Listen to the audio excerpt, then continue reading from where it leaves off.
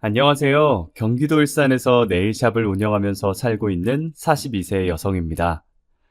오늘 글을 쓰는 이유는 제가 겪은 기가 막힌 시집살이에 대한 사연을 들려드리기 위해서예요. 결혼을 한 여성이라면 누구나 시댁과 크고 작은 갈등을 경험하기 마련이라고 생각합니다. 그런데 제 경우는 기혼 여성들이 흔히 말하는 고부 갈등과는 차원이 다른 문제를 겪었어요. 돈 없고 가난한 집에서 태어났다는 이유만으로 저는 서러운 일을 참 많이 당했습니다. 없는 사람들끼리 모여 사는 뒷골목만 전전하면서 살았던 탓에 어렸을 때는 사람들이 전부 저희 집처럼 산다고 생각해서 가난한 걸 당연하게 여겼습니다. 하지만 사춘기가 지나고 철이 들면서 돈이 없으면 얼마나 무시당하고 사람 취급을 못 받는지 알게 되었습니다. 일용직 노동을 하는 아버지의 수입은 일정치 않아서 엄마가 식당 일을 하면서 생활비를 벌어오셨죠. 저도 그런 집안 사정을 잘 알고 있어 힘들어하고 있을 때였어요. 학교를 마치면 독서실로 가서 밤늦게까지 공부를 하곤 했죠. 제 방이 따로 없어서 공부하기 힘들어하니까 없는 형편이었지만 엄마께서 독서실을 끊어주셨어요. 평소처럼 독서실에서 공부를 마치고 엄마와 같이 집에 가려고 식당으로 갔는데 어떤 아저씨가 서빙을 하는 엄마의 손을 잡고 억지로 자기 옆에 앉히려고 하더라고요. 내일 모레 50인 여자 얼굴이 왜 이렇게 고운 거야? 조금만 꾸미면 처녀라고 해도 믿겠어. 자, 앉아서 술 좀 따라봐. 사장님, 도대체 왜 이러시는 거예요? 제가 지금 바빠서 앉아있을 수가 없어요. 어허, 아무리 바빠도 단골 손님은 챙겨야지. 엄마가 싫다고 해도 환갑을 넘긴 것 같은 아저씨는 막무가내였어요. 끝까지 엄마의 손을 잡고 놔주지 않더라고요. 식당 여주인도 보고만 있는 게 손님 시중을 들어주라고 눈치를 보내는 것 같았어요. 엄마가 하는 수 없이 술을 따라주었는데 아저씨는 노골적으로 엄마를 바라봤습니다. 어, 어딜 보시는 거예요? 이러지 마세요. 수치와 모욕감을 느낀 엄마가 바로 자리에서 일어서자 아저씨가 화를 내면서 상을 엎어버렸어요. 야, 누가 연애를 하자고 했어? 말동무나 해달라는데 왜 이렇게 비싸게 굴어? 에이, 술맛 다 떨어졌네. 아저씨는 기분을 잡쳤다면서 계산도 하지 않고 나가버렸어요. 돈을 못 받은 게 분했는지 여주인이 엄마를 불러서 몰아세우더라고요. 이런 일 하다 보면 단골 손님들 비위도 맞춰줘야지. 뭐가 잘났다고 손님한테 대들어? 이따위로 할 거면 나오지 마. 너 때문에 손님 더 떨어지면 어쩌라고 그래? 여주인이 거세게 몰아붙이자 엄마는 그저 죄송하다고 사과를 할 뿐이었어요. 저는 식당 밖에서 모든 걸 지켜보고 있을 수밖에 없었답니다. 이게 다 나 때문이구나. 날 키우느라 내가 대학 가겠다고 공부하느라 엄마가 저 고생을 하는구나 싶더라고요. 그래서 저는 그날 대학 진학을 포기했어요. 하루라도 빨리 돈을 벌어서 지긋지긋한 가난에서 탈출하는 게 제 인생의 목표였죠. 졸업을 하고 일자리를 찾아 동분서주 뛰어다녔지만 고졸의 사회 경험도 없는 초년생을 받아주는 회사는 없었어요. 다행히 그때 제 사정을 딱하게 여긴 담임 선생님께서 도움을 주셨죠. 고3 담임을 맡으셨을 때 제 집안 고민을 들어주면서 가끔씩 맛있는 것도 사주시고 응원해주신 분이라서 졸업 후 스승의 날에 찾아갔을 때였어요. 모교로 가서 선생님을 뵙자마자 제 취직 걱정을 해주시더라고요. 스승의 날이라고 와준 거야? 취직하느라 여유도 없을 텐데 무슨 시간을 다 내줬어.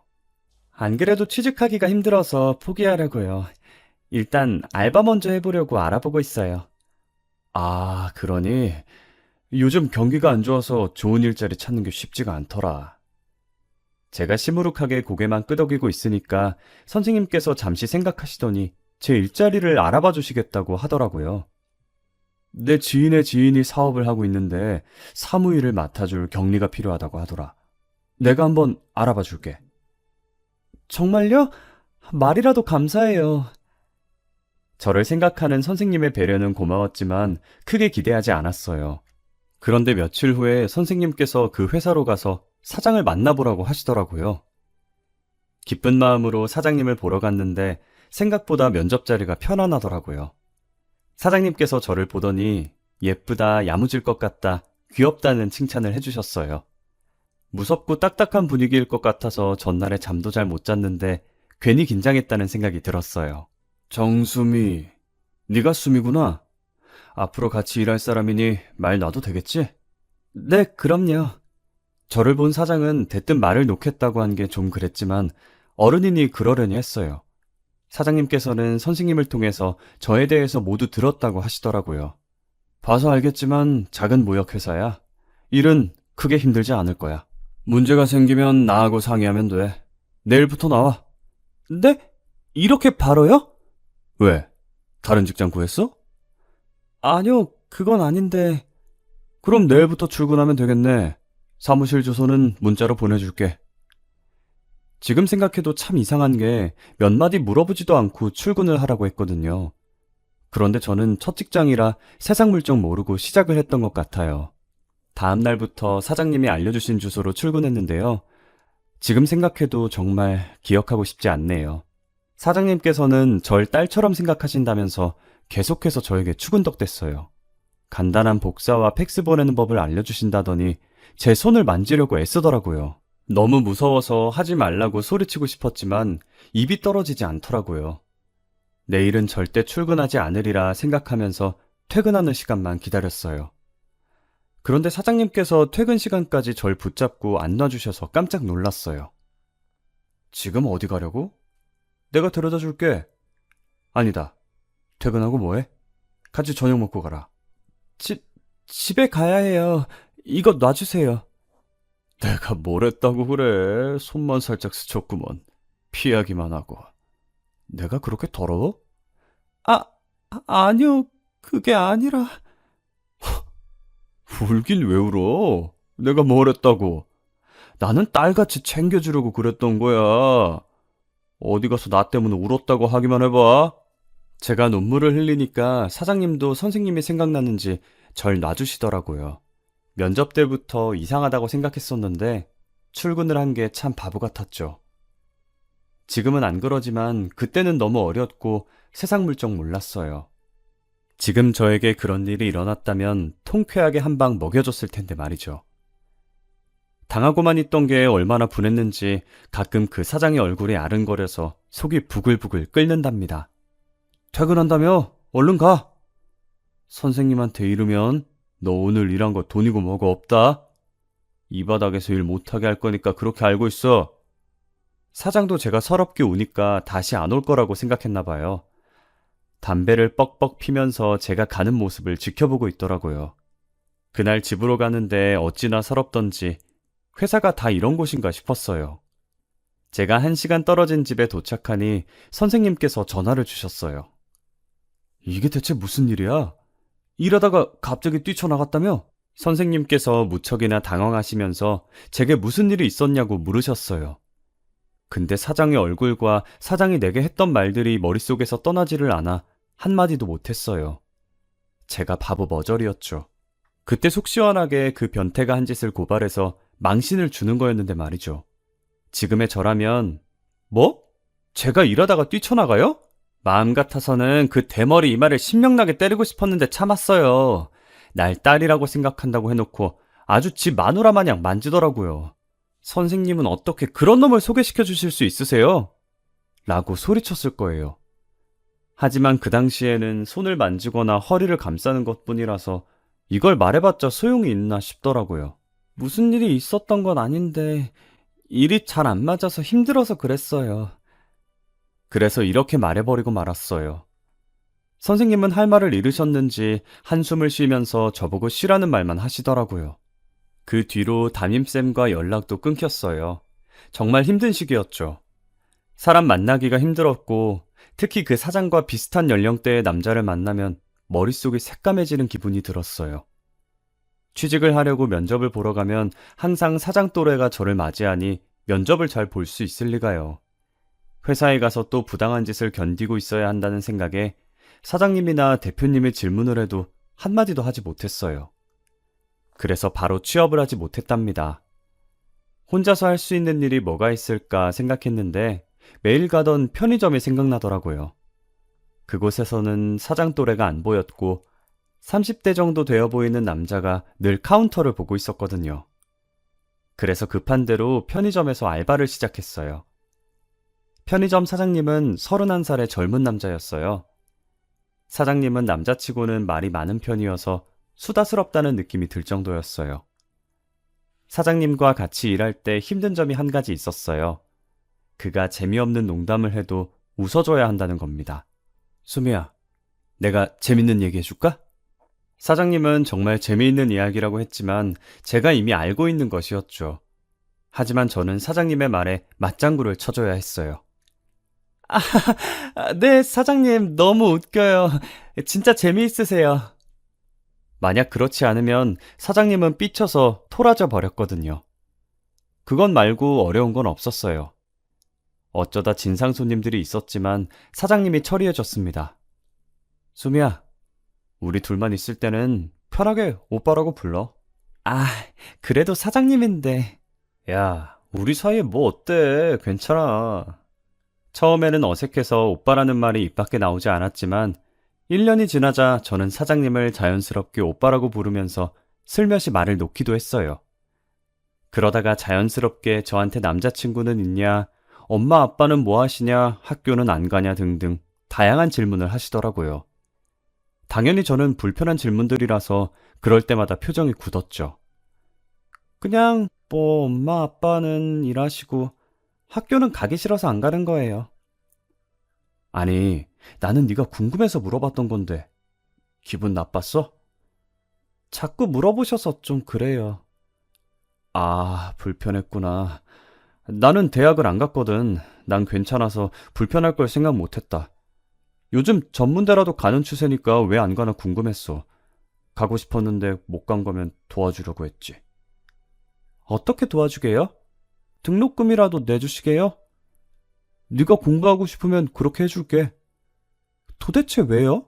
처음에는 나한테 원하는 게 있나 싶었어요. 저한테 트라우마를 안겨준 그 대머리 사장이 생각나서 의심이 가더라고요.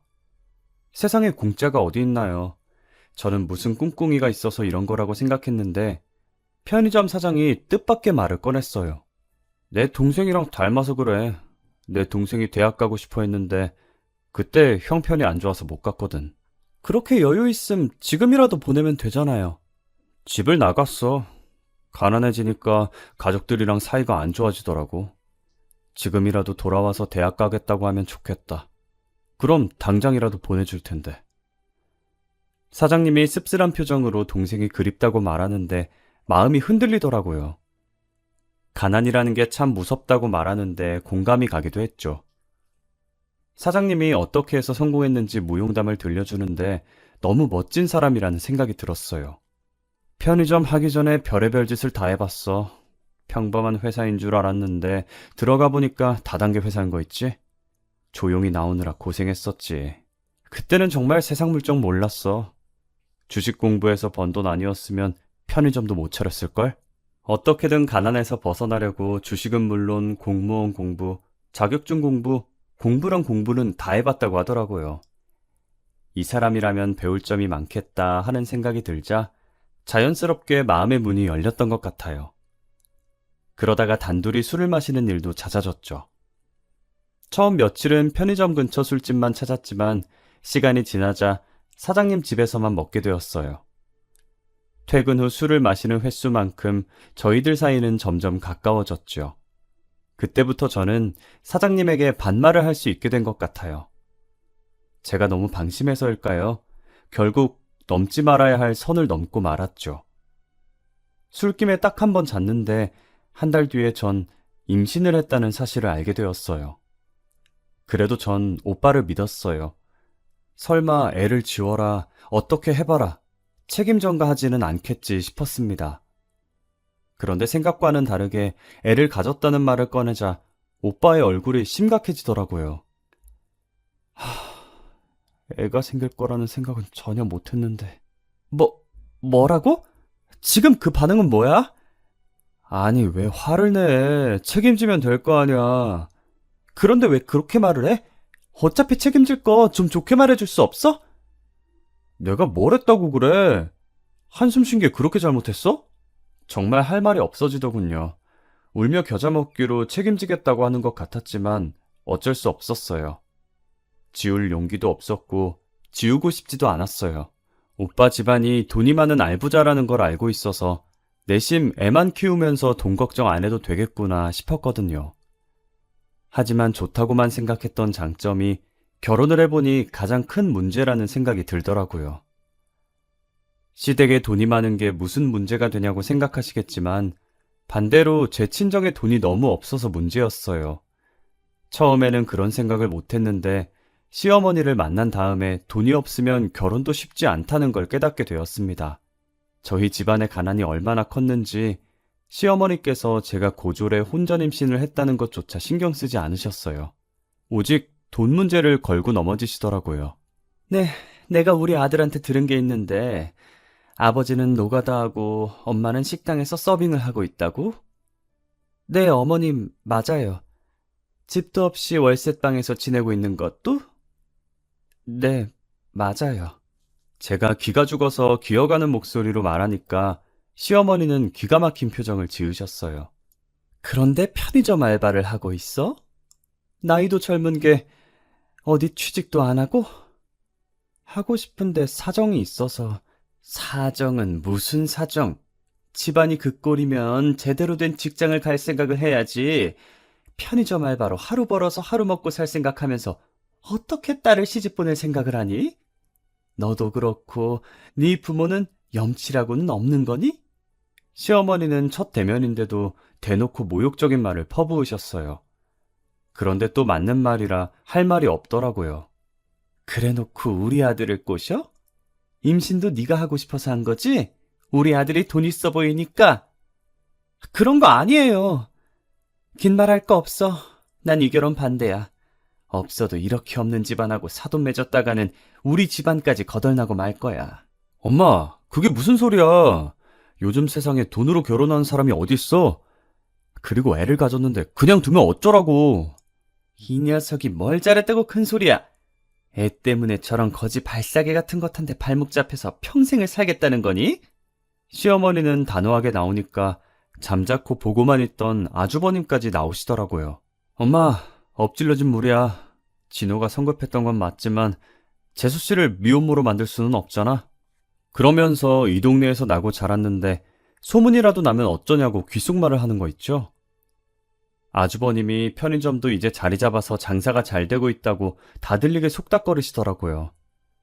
이보다 좋은 부지도 없다면서 지금 하고 있는 식당도 옮기면 우리가 손해라고 쑥덕거리는데 일부러 들으라고 하는 말인지 속이 상해서 고개만 숙이고 있었습니다. 그러니까 시어머니께서 탐탁지 않은 얼굴로 저를 부르시더라고요. 나는 며느리가 집안에서 놀고 먹는 꼴은 못 본다. 결혼하면 내 식당에 나와서 일하거라. 식당이요? 그래, 우리 집안이 잘 사는 건 알고 있고 내가 땡땡 식당 운영하고 있는 거는 모르고 있었나 보지? 시어머니가 비꼬는 말을 들으니 정신이 번쩍 뜨이더라고요. 땡땡 식당은 동네에서 맛집으로 유명한 큰 식당이었어요. 그 식당이라면 꽤 오랫동안 돈을 갈퀴로 모았을 텐데 제가 남편을 쳐다보고 있으니 어색하게 웃기만 하더군요. 제 예상이 맞았어요. 남편이 예전에 어려웠고 동생이 대학을 못 갔고 했던 것들이 다 거짓말이었던 거였어요. 제가 시댁을 나오면서 왜 거짓말했냐고 물어보니 남편이 오히려 뻔뻔하게 나오더라고요. 아니, 내가 언제 그런 말을 했어? 술 먹다가 헛소리한 걸 잘못 들은 거 아니야? 이런 작자한테 넘어가 임신을 하다니 그저 제 외모만 보고 한번 잤으면 해서 이런저런 말로 제 마음에 들려고 떠본 거였어요. 제가 대학 이야기나 돈 이야기, 집안 이야기를 할 때마다 퉁명스럽게 변하고 옷도 추레하게 입으니 이런 이야기를 하면 좋겠다 생각했던 거죠. 당신 거짓말하니까 좋아? 나랑 자려고 별수를 다 썼구나. 남편은 제가 비꼬는 말을 내뱉었는데도 끝까지 그런 말 한 적 없다고 하더군요. 제가 식당은 왜 말 안 했냐고 물어보니까 원래 그 식당은 시아버지 소유였는데 몇 년 전에 시아버지가 세상을 떠나면서 시어머니께 유산으로 물려주었다고 해요. 그래서 자기 거가 아니라 시어머니 거라고 하더라고요. 왜 이렇게 기분 나빠해? 오히려 좋아해야 하는 거 아니야? 이 동네 사람들 외식하면 무조건 땡땡 식당으로 오는 거 너도 알고 있잖아. 알고 있어서 할 말이 없었어요. 남편은 기억이 나지 않는다고 우기지 식당에서 나오는 수입도 엄청나지. 제가 여기서 무슨 말을 하겠어요. 저와 제 아이가 버려질 뻔했지만 이 맛집 때문에 우여곡절 끝에 결혼을 하게 되었으니까요. 다행이라고 생각하려고 노력했죠. 하지만 그때부터 가시밭길 같은 저의 시집살이가 시작되었어요. 시어머니는 임산부인 제 사정은 조금도 생각해주지 않고 식당 일을 시켰습니다. 옛날에는 애를 낳기 바로 전날까지 밭에서 일을 했다. 애가 졌다고 핑계대면서 게으름 피울 생각은 안 하는 게 좋을 거다. 저는 시어머니의 감시를 받으면서 식재료들을 옮기거나 다듬어야 했죠. 청소와 서빙까지 잠시도 쉬지 못하고 몇 사람 몫의 일을 해야 했어요. 어찌나 저를 부려먹던지 식당 직원들도 저를 애처로운 눈빛으로 바라볼 정도였습니다. 제가 눈물을 흘리면서 양파를 깠다, 대파를 다듬었다, 정신없이 일을 하고 있으니 얼굴에 흐른 눈물과 땀까지 대신 닦아주셨습니다. 아휴, 애가 진 며느리한테 너무하는 거 아니야? 저러다 애 떨어지면 어쩔 거야. 이제 익숙해져서 괜찮아요. 저는 재료 손질하고 갈 테니까 얼른 먼저 퇴근해 보세요. 에휴, 이걸 다 언제 하려고 퇴근하래. 같이 하자. 이런 식으로 제가 할 일을 도와주신 적이 많이 있었습니다. 시어머니는 카운터에 앉아서 탱자탱자 놀면서 말만 많다, 성질이 더럽다, 텃세가 심하다, 뒤에서 험담을 하는데 속이 시원할 때가 많이 있었습니다. 하지만 그것도 잠시, 식당 일하는 아주머니들보다 시어머니를 더 많이 보니 제 속은 썩어 문드러질 것 같았어요. 야, 이리 와봐. 진호가 편의점 알바를 뽑겠다는데 내일부터는 편의점에도 나가라. 괜히 비싼 돈 들여서 사람을 쓸 필요 없잖아? 주방 보조 일을 하고 있는 저를 다짜고짜 부르더니 편의점 일도 하라는 거 있죠? 정말 어이가 없는 말이었어요. 홀몸도 아닌 제게 식당 일을 마치고 밤에는 편의점에서 남편을 도와주라뇨. 네? 어머니, 저 홀몸이 아니라서 힘들어요. 제가 그럴 수 없다 조심스럽게 이야기하니 남편도 옆에 서서 짜증을 내더라고요. 엄마 미쳤어? 지금도 힘들게 일하는데 편의점에 나와서 두탕을 뛰라는 거야? 그러다 유산이라도 하면 어쩌려고 그래? 넌 닥치고 가만히 있어. 자꾸 대들면 편의점 팔아버릴 거야? 내가 애야? 왜 자꾸 편의점으로 협박하는데? 뭐 협박? 그러니까 주식한다, 자격증 공부한다, 공무원 한다 나댈 때부터 잘했어야지. 집에서 노는 놈 편의점 줬더니 뻔뻔 실없네. 식당 잘 안 돼서 빚더미 나 앉았을 때를 생각해봐. 너 그때였으면 집도 없이 길바닥에서 잤어야 돼. 그 말을 듣는 순간 제가 바보 같더군요. 남편이 한 말이 전부 다 거짓이라는 생각이 들었습니다. 저한테 잘 보이려고 주식해서 벌어놓은 돈으로 편의점을 시작했다고 말했나 봅니다.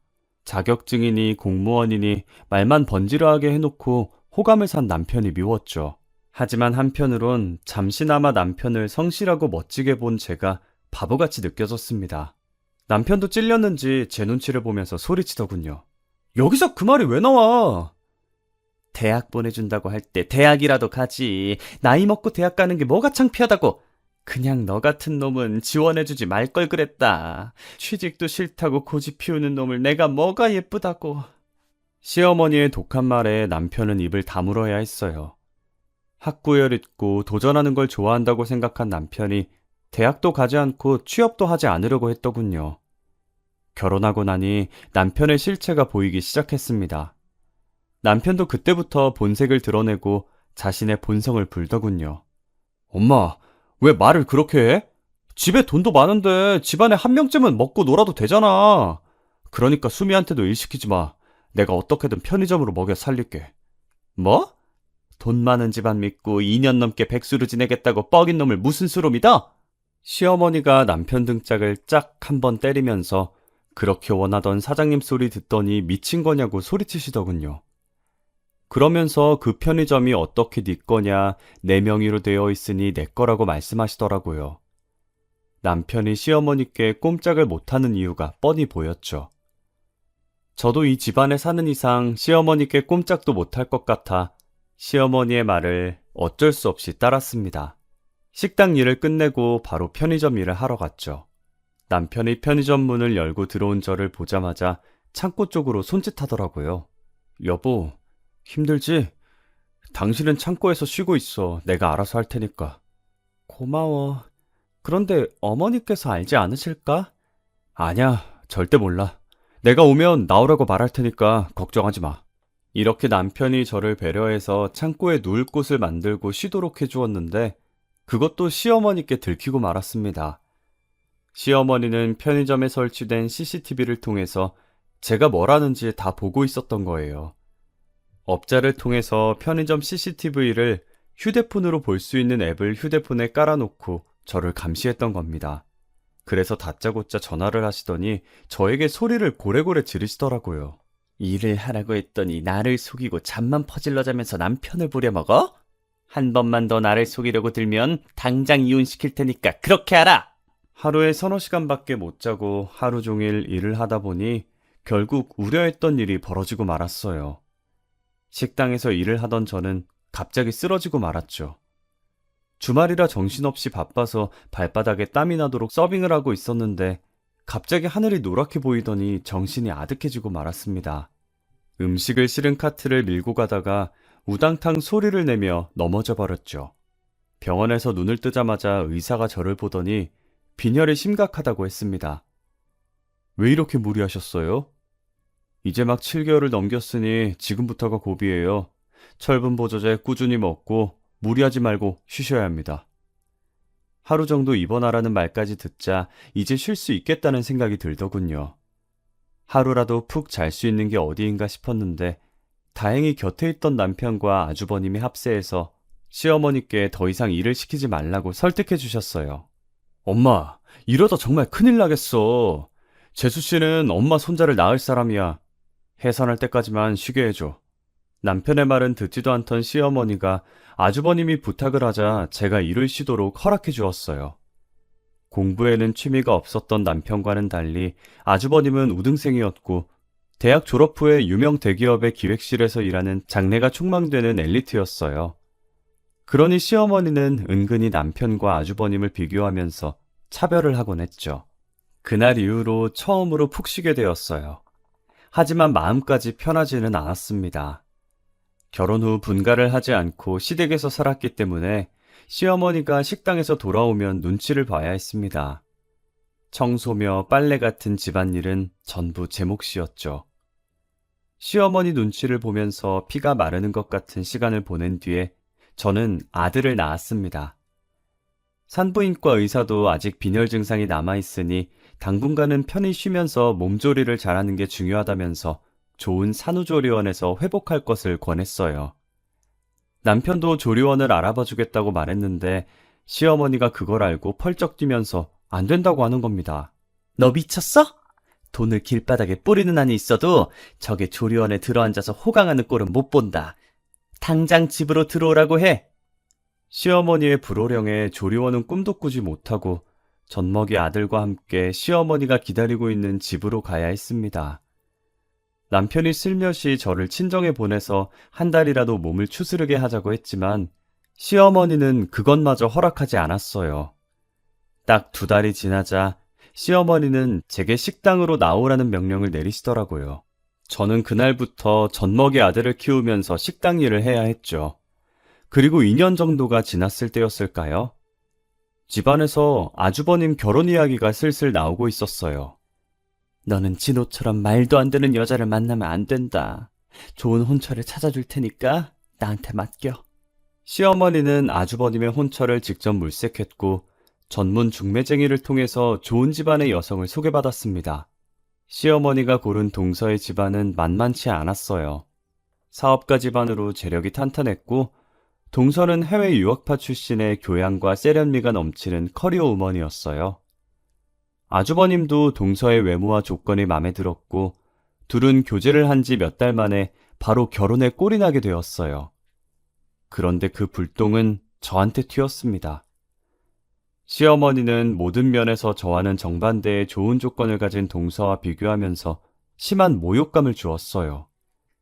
너도 나한테 맡겼으면 네 형수처럼 좋은 여자 만났을 거 아니냐? 아휴, 내 팔자야. 시어머니는 남편에게 저 같은 여자를 데려왔다고 때늦은 타박을 늘어놓았어요.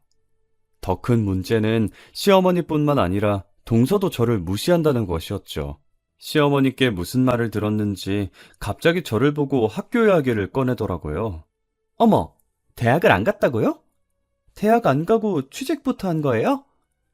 취직은 무슨, 편의점 알바한 게 전부란다. 그럼 왜 대학을 안 갔대? 올케는 참 욕심이 없나 봐요. 동서는 첫 대면부터 저의 학력을 들먹이면서 무시했고, 자기가 미국에서 유학을 했던 경험을 늘어놓으면서 제 귀를 죽이려고 들었어요. 괘씸하고 분했지만 빵빵한 친정을 등에 업고 잘난 척을 하는 동서에게 고분고분 따르는 수밖에 없었어요. 손이 동서였고 나이도 저보다 많아서 시어머니 말고 상전이 하나 더 생긴 꼴이었죠. 시어머니의 태도는 더 가관이었어요. 저를 볼 때는 얼음처럼 차가운 표정을 짓다가도 동서를 보면 입이 귀에 걸려서 활짝 웃으면서 아양을 떨더라고요. 둘이 죽이 맞아서 히히덕거리는 꼴을 보면 정말 비참했지만 가난이 죄라서 모욕과 수치를 참아야만 했습니다. 동서는 결혼 후에 당연히 분가를 해서 살았지만 자주 시댁에 들렀어요. 시댁에 올 때마다 동서는 좋은 선물들을 사와서 시어머니를 기쁘게 해주었어요. 아니, 이건 말로만 듣던 한정판 땡땡 가방 아니냐? 세상에 돈 주고도 못 산다는 걸 어떻게 구했니? 국내에서는 당연히 못 사죠. 파리에 있는 친구한테 부탁해서 어렵게 구했어요. 마음에 드세요? 마음에 들다마다지. 고맙구나. 며느리라고 하나 더 있는 건 지금껏 시애미한테 선물이라고는 할 줄 모르는데 내 생각해주는 사람은 너밖에 없구나. 둘은 만나기만 하면 저를 무시하게 바빴어요. 동서가 임신을 하게 되자 시어머니의 차별은 극에 달했습니다. 이제부터 절대 무리하지 말고 푹 쉬면서 몸조리하거라. 애 낳고 나면 호텔 같은 조리원을 예약해놨으니까 거기서 지내면 될 거야. 어머님, 정말 감사해요. 첫째는 어머니가 원하시는 아들 낳았으면 좋겠네요. 아니다. 요즘 세상에 딸이면 어떠냐? 넌 아무 걱정하지 말고 건강하게 애를 낳을 생각만 해. 아무리 제가 내세울 것 없다고 해도 며느리인데 대우하는 게 이렇게 다를 수가 있는지 기가 막히고 억울하기만 했어요. 동서는 출산을 했는데 아쉽게도 딸이었어요. 하지만 시어머니는 그저 좋아라 하면서 웃기만 하셨죠. 제가 아들을 낳았어도 쳐다보지도 않던 것하고는 딴판이었어요. 오히려 저보고 동서 뒷바라지를 하라는 명령을 하더라고요. 너 내일부터 큰애 조리원에 가서 뒷바라지 해준 다음에 식당으로 오거라. 오후에 늦게 나와도 되니까 큰애 잘 보살피도록 해. 시어머니는 저를 동서의 전속 몸종으로 임명해버렸어요. 선심 쓰는 것처럼 오후 늦게 식당에 나오라고 했지만 식당 저녁 장사는 4시 넘어서 준비를 시작하니 제게는 마찬가지였어요. 시어머니 명령이니 저는 별수 없이 동서의 산후수발을 들기 위해 조리원으로 갔습니다. 그곳은 조리원이라기보다는 특급 호텔같이 최고급 시설들이 갖춰져 있었어요. 야, 물 좀 줘. 그리고 애 젖병 좀 물려줘. 평소에도 저를 함부로 대했지만 출산 후에 약간의 우울증 증상이 생긴 동서는 저를 더 거칠게 대했어요. 손가락 하나 까딱하지 않고 자기 애를 돌보는 일까지 제게 맡기더라고요.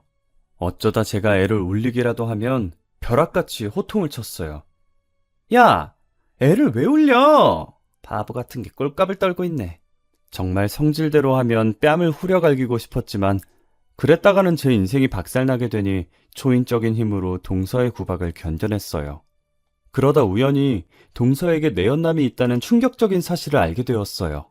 조리원에 도착해서 동서가 혼자 쓰는 방으로 들어가려고 하는데 동서가 누군가와 통화를 하고 있었어요. 자기야, 잘 지내? 너무 보고 싶어. 내일 조리원으로 한번 올래? 뭐? 괜찮아? 여기 들락거리는 년은 내일 오지 말라고 할게. 그래, 남편은 편의점 본다고 정신없어.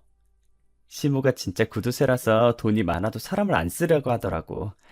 아, 시댁에서는 당연히 내가 다른 남자에 나온 거 모르고 있지. 그걸 알고 있으면 그 노인네가 가만뒀겠어? 처음에는 아주버님과 통화를 하는 줄 알았는데 마지막 말에 저는 얼어붙고 말았어요. 동서가 다른 남자애를 낳았다니. 제가 충격에 빠져 있다가 몇 분 뒤에 방 안으로 들어가니 동서가 자기 친구들이 올 거니까 내일은 오지 말라고 하더라고요. 그래서 결심했습니다. 그날 적당한 기회를 보다가 동서가 샤워를 하는 틈을 타서 그녀의 휴대폰을 살펴보기로요. 비밀번호가 걸려 있었지만 그 전에 얼핏 봤는데 단순한 패턴이라서 쉽게 기억할 수 있었어요. 패턴을 열어 톡과 문자 등을 빠르게 훑어보았는데 내연남과 주고받은 낯뜨거운 말들이 가득 있었습니다. 정말 충격적이었던 건 내연남이 그녀에게 보낸 사진들이었어요. 내연남은 동서와 은밀한 관계를 가질 때 그 모습을 사진으로 찍었고 그걸 동서에게 보냈던 겁니다. 정말이지 소름 끼치는 변태들 같았어요. 저는 떨리는 손으로 동서가 샤워실에서 나오기 전에 모든 증거들을 제 휴대폰으로 전송해 놨습니다. 그리고 다음날 식당으로 갔죠. 조리원에 있을 시간인데 여기는 왜 왔어? 시어머니는 저를 보자마자 핀잔을 주시더라고요. 저는 어머님이 뭐라 하든 간에 휴대폰을 열어서 동서와 내연남이 저지른 낯뜨거운 사진들을 보여주었습니다. 사진을 본 시어머니는 입이 딱 벌어졌고 충격을 받아서 아무 말도 못하더라고요. 제가 조리원에 갔다가 동서가 이야기하는 걸 들었는데 다른 남자애를 가졌다고 하더라고요. 애라고? 우리 며느리가 다른 남자애를? 시어머니가 믿을 수 없다는 표정으로 절 보고 있길래 당장 조리원으로 가보자고 했습니다. 제 예상대로 동서는 방 안에서 내연남이랑 있다가 시어머니를 보고 얼굴이 하얗게 질려버렸습니다. 끼고 있던 팔짱을 풀더니 어색하게 웃으며 일어나더군요. 어머니 갑자기 무슨 일로... 너 다른 남자애를 뵀어? 그런데 우리 아들 애인 것처럼 군 거야? 어머니 그게 무슨 말이에요? 갑자기 와서 이런 말 하시니까 당황스러워요. 동서가 제 눈치를 보고 있더라고요. 하긴 들키더라도 저한테 들킬 가능성이 높았으니 저를 의심하는 거겠죠. 그래서 제가 쐐기를 박아버렸습니다. 동서, 제가 다 들었어요. 다른 남자애를 가졌다면서요? 동서가 낳은 애가 저 남자애예요? 옳게! 그게 무슨 소리예요? 이상한 소리 하지 마세요! 동서가 당황스러워하면서 얼굴이 새빨개지더라고요. 그래서 제가 그 모습을 비웃으면서 소리쳤습니다. 제가 이상한 것 같으면 친자검사 해봐요. 친자검사라뇨? 자기야 아니라고 말 좀 해봐. 동서가 안절부절 못하다가 결국 자기 입으로 실토하고 말았어요. 얼떨결에 내연남을 두고 자기라고 부르고는 아차 싶었는지 입을 막더군요. 그 소리를 듣고 열이 받은 시어머니가 동서의 머리채를 잡아챘어요. 뭐? 자기야? 이런 못된 것 같으니 감히 네가 바람을 피우고 다른 놈애를 낳아? 이런 쳐 죽여도 시원치 않은 것! 시어머니가 동서 머리채를 뽑다 못해 얼굴도 쥐어뜯을 것 같아서 친자검사부터 해보자며 붙잡아서 말렸어요. 그 길로 얼른 어머님을 데리고 나와서 조리원 카페에 앉아 차 한 잔을 사드렸죠. 동서가 저를 씹은 만큼 동서에 대한 분노를 내뱉으시더라고요. 저는 그렇게 속 시원하지는 않았지만 앞으로 같이 지낼 시댁 분위기를 생각해 열심히 맞장구 쳤답니다. 덕분에 어머님은 좀 진정이 되신 것 같았어요. 출장 끝나는 대로 친자검사부터 해보라고 해야지. 내가 내 두 눈으로 봐야지 믿을 수가 있을 것 같다. 시어머니께서는 아주버님의 출장이 끝나자마자 동서의 불륜을 알렸어요. 그 길로 바로 친자검사를 한 결과 유전자 불일치로 나왔죠. 결국 동서는 엄청난 위자료를 물고 이혼당해야만 했습니다. 동서를 쫓아낸 다음에 시어머니는 그야말로 몸져 누웠어요. 엘리트 아들이 이혼남이 되었다는 사실에 믿었던 며느리에게 배신당했다는 생각에 큰 충격을 받은 것 같았어요. 며칠을 알아 누워있는 걸 제가 간호하고 있으니 어머님께서 갑자기 미안하다는 말을 꺼내시더라고요. 그래도 너밖에 없다. 너같이 묵묵히 내 말 들어주는 건 너밖에 없어. 갑자기 왜 이러시는 거예요? 갑자기라니 네가 고마워서 이러는 건데. 저한테 사과하고 고맙다고 하고 어머님 그런 분 아니시잖아요. 내가 뭘 했다고 그러니? 쥐뿔도 없는 애 데려다가 식당일 가르쳐줘, 편의점 일 가르쳐줘, 먹여주고 재워주고 다 했구먼. 시모가 온 힘을 다해 잠긴 목소리로 소리치는데 눈앞이 아득해지더군요. 제가 왜 이런 사람을 간호하고 있었는지 제 자신이 한심하게 느껴졌어요. 가난하고 처량한 현실 앞에서 굽실거리는 게 익숙해졌는지 자연스럽게 못살게 구는 시모 수발을 들고 있는 꼴이란. 저도 모르게 이혼 이야기가 불쑥 튀어나오더라고요. 어머니, 저 이혼할래요.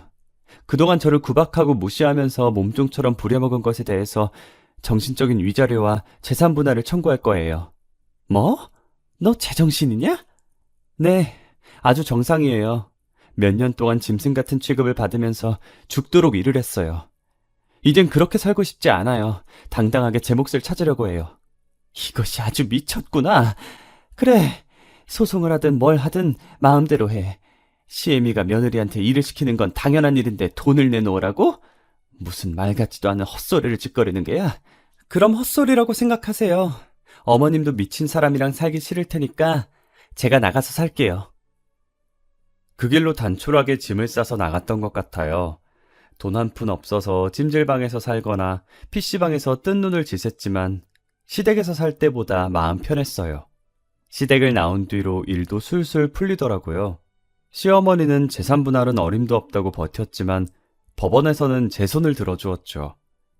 결혼 후 아들을 키우면서 하루도 쉬지 않고 시어머니의 식당 일을 했던 것과 그동안 당한 인격적인 모욕에 대한 정신적인 보상을 받게 되었습니다. 이제 혼자서 아들을 키워야 해서 뭘 할까 고민하다가 받은 위자료로 평소에 관심이 있던 네일아트를 배우게 되었습니다. 그리고 2년이 흘러 네일샵까지 차리게 되었네요. 3년이 지난 지금은 고정 고객들이 꾸준히 늘어서 저와 아들이 먹고 사는데 큰 지장은 없답니다. 제가 한많은 시집살이를 정리한 뒤에 느낀 건 며느리는 절대로 죄인이 아니라는 거예요. 여러분들 중에서도 시어머니나 시댁 식구들과 불편한 관계 때문에 고민을 하시는 분들이 있을 거라고 생각해요. 그렇다면 저처럼 당당하게 나서서 자신의 권리를 찾아야 한다고 생각합니다. 나의 고통을 덜어주고 해방시켜줄 사람은 나밖에 없다는 사실을 말씀드리고 싶어요.